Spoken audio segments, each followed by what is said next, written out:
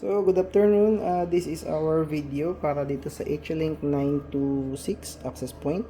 So, ito siya ay meron siyang 2.4G and 5.8G signal. So, dual band. Ito yung bago kong AP na ginagamit. Bagong AP released by HLink din. So, meron siyang dalawang antenna. Meron siyang bakal dito sa taas. And then, yun. Yun ang pinaka ano niya is meron na siyang 2.4G and 5G. Subukan natin and pakita ko na rin kung paano siya i-config. So, tanggalin muna natin to. I-unwrap ko muna ito. Okay, papatanggal natin. Yan. Then, para simulan yung pagko-config, kasi second config ko na ito, may ginamit na ako. So, meron siyang PoE and LAN port at saka DC port kung sakaling gusto mong gawin ng DC. So, may nakasulat dyan LAN at saka WAN or PoE. So, para i-power natin, gumagamit tayo ng PoE, di ba? Tapos, yung LAN, bali meron siyang total of dalawang LAN ports. So, pwede mong gamitin yung LAN na to para ilagay sa bendo or gamitin, ito yung ano niya, no? Parang, para sa mga ganito siya, mga bilog. Okay. So, karamihan naman ng mga outlet. O hindi, kailangan natin ng adapter. So, may LAN siya doon, tapos may LAN din siya dito. Therefore, pwede mong gamitin yung isang LAN. Ilalagay mo sa bendo. Then, may extra ka pa, di ba? May isang LAN ka dito, pwede mong ilagay sa bendo. May isa ka pang LAN dito na parang additional pa. Pwede mong ilagay ng sa bendo. Okay. So, para siyang yung ginagamit ng mga Compass EW71. Ganun din. So, ilagay ko yung antena. Ilagay muna natin yung antena. Sandali lang.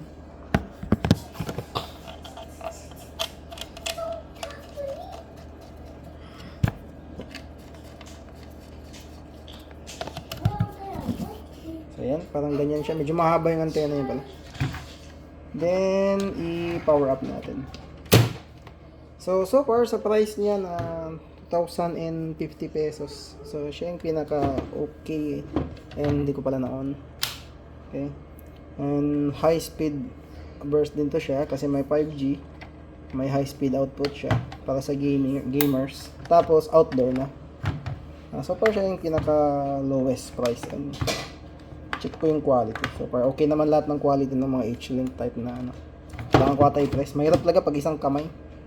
Kailangan mong i-press bago i-push. So, pag isang kamay, mahirap. Kailangan malakas talaga. So, yun. Para i-config natin, so, pwede natin i-config via cellphone. Pero ngayon, ipapakita ko paano siya i-config muna via LAN cable. Dito natin isasaksak yung ating desktop. So, ito yung LAN cable ng desktop ko. Okay, galing doon sa server. Medyo magulo. Ilalagay natin. Oops. Ilagay natin siya ito sa may LAN. So ito yung easiest way to config gamit yung desktop or laptop, gamit yung LAN cable. So may mag-upload din ako ng video paano siya i-config via cellphone. Kasi possible din naman itong cellphone lang ang gamitin. Pero madi-DC-DC ka kasi papalitan mo man yung wifi name, di ba? So i-config ko lang ito siya as simple AP mode lang. Simpleng AP lang talaga. So first thing gagawin mo is pupunta ka sa my network, i-static mo muna yung computer. So paano ba natin pinupuntahan yan? Okay, balikan natin sa simula. So usually, ginaklik ko lang siya dito, may makita kang network neighborhood dyan. Kapag ganito, ayan o, no internet access. Okay, so pwede mo i-click, then punta ka lang sa network and internet settings. So may isa pang paraan, pupunta sila sa may iba control panel, tatype lang nila yung control panel. Then, pupunta sila sa network, syempre. Network and internet. Yan. Network and internet. Then, meron dyan, network status. Yan. Connect to a network, network and sharing center. Yan. So, meron ditong change adapter settings. So, pag click mo yan, ganun din. Ito yung lalabas. So, sa Ethernet, network connection, control panel, network, internet, network connections. Punta sa properties. Ganon din, gagawin mo siyang static muna. I-static muna natin siya. So, ang static IP niya is, gayahin niya lang ito, 192, oops, .168. Ano nga ba yun? 188. 188 dot, let's say 250. Yan. Yan yung ilalagay natin. Then automatic. Ito kahit hindi mo nalagyan, okay mo na lang din. Okay. Tapos mag-open tayo ng browser. Ito ng browser. Yan, open tayo. 192.168.188.253. Ito yung static IP ng mga AP natin. So yan, pinasok natin yung H-Link. Close ko muna yung ibang browser. Ito lang. So 192.168.188.253. So yan, pinasok natin yung H-Link. Password niya is admin lang muna kapag bago pa. Yan. So ito yung papasok nating ano niya. Tawag dyan. So, meron tayong CPU niya, hindi ginagamit. Memory niya 40% kasi ginagamit natin yung memory sa OS niya pa lang. So, may flow tayo dito ng 2G. May flow din niya ng 5G. Ito, 5G Wi-Fi. Pwede mong i-click para makita mo yung ilan yung bitrate ng upstream and downstream ng 5G Wi-Fi. So, para mas mabilis, yung pinakamadaling paraan para i-config siya is via wizard. So, i-click natin yung wizard. Okay, pwede kang mag-gateway mode. Okay. Pwede kang mag-EP mode. So, EP mode lang yung gagamitin natin. Click natin yung EP mode. Yan. Sa IP, so, depende kung ano yung IP na mostly. Pwede kang gumamit sa get IP from access controller. So, akin ginagamit ko sa mga piso Wi-Fi is static IP. Piso Wi-Fi ko kasi ito gagamitin doon sa mini PC. So, ADO itong piso Wi-Fi ko. Ang nilalagay nating IP sa ADO kapag ini-static natin is 10.0. Let's say 0.2, ganyan. Hindi, 0. Doon tayo sa pinaka ano. Kasi yung IP ng ADO is 10.0.0.2 hanggang 10.0.15.254. So, pag ADO, ito yung nilalagay ko, 10.0.15.5. Okay. Bakit ko ginagawang static yung IP sa mga AP? Maganda yung static kapag sa piso Wi-Fi. Kung gusto mong i-access ulit yung iyong ano, yung iyong AP, ito. Gamit lamang yung cellphone. Ito, i-type mo lang yan. Kapag connected ka na sa piso Wi-Fi, i-type mo lang to. Syempre, ilalagay mo yung password. So, mapapasok na siya ulit. Yun lang advantage niya. Kasi yung IP niya static man, hindi nagbabago. So, ang gateway, 10.0.0.1. So, DNS, sabi niya nga, no need, don't fill. Pwede mong lagyan, pwede mong hindi lagyan. So, nilagyan ko yan. Values. Google DNS lang yung ginagamit ko. Yan naman yung pinaka sikat dito. So yan, pag ADO. Kapag LPB, piso Pi, ganito yung ginagawa ko, 10.0.31.5. Okay? Tapos ito, yung gateway niya 240, hindi 240, 224. Yan. So, syempre, this one, gagamitin ko siya sa ADO. So, 15, tapos ito. 240. So, yun na lang yung tandaan niyo. Iba naman pag MikroTik iba din yung nilalagay kong IP. Depende sa setup ng MikroTik. So, ini-next natin, next. Ayun, Wi-Fi name na. So, lalagay ko dito H-Link piso Wi-Fi 2G 2.4G 2.4 GHz. H-Link piso Wi-Fi 2.4 GHz. Pwede mong palitan dito kung ano yung gusto mo.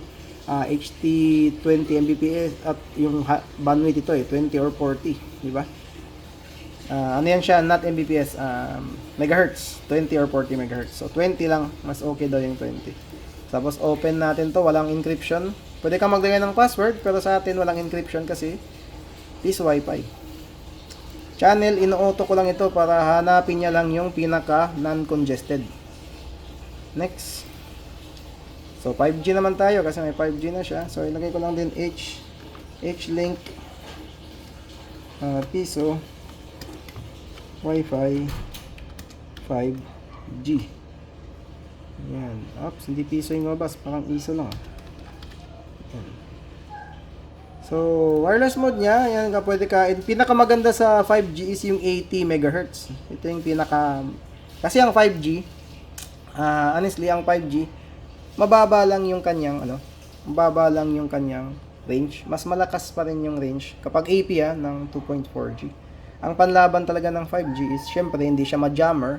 Second, malakas yung kanyang data rate.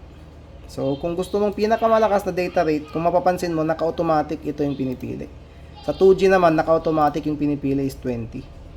Kasi sa 2G, range yung panlaban yan. So, ito, hinan natin to. Tapos, nireboot ko lang siya every 1 day. Okay? Sa 5G, talagang recommended na merong auto-reboot. Hindi naman sila mawawala sa piso wifi. Yung AP lang naman yung magre-reboot. Yung mismong ito, i-off lang tapos i-on lang siya kagad. Yung yung AP. So, next. Tapos na. The device is starting. Please do not disconnect the power. So, pagkatapos nun, pwede mo na siyang gamitin. Normal na mga piso wifi. So, medyo malaki lang siya pataas. Medyo mahaba siya ng konti. So, yun nga. As for the price niya, sa layo ng range niya and speed ng transmit niya, super sulit, no? Kasi na-try ko siya. Hindi ko nilagay yung limit ng per user. Nilagay ko unlimited yung per user ng Ado. Tapos, nag-connect ako sa 5G, then nag-speed test ako. Umabot ako ng mga 89, 88 Mbps. Okay, pag 2G lang kasi, nasa mga 14, 15 Mbps, okay naman din. Pero, yun lang, kung magi-games ka, mas okay talaga yung 5G ka connect. Especially syempre kung 5G capable yung iyong cellphone. So, kung pang outdoor na may 5G, ito siguro yung so far na low price and then very good quality siya. So, iti-testing ko ito.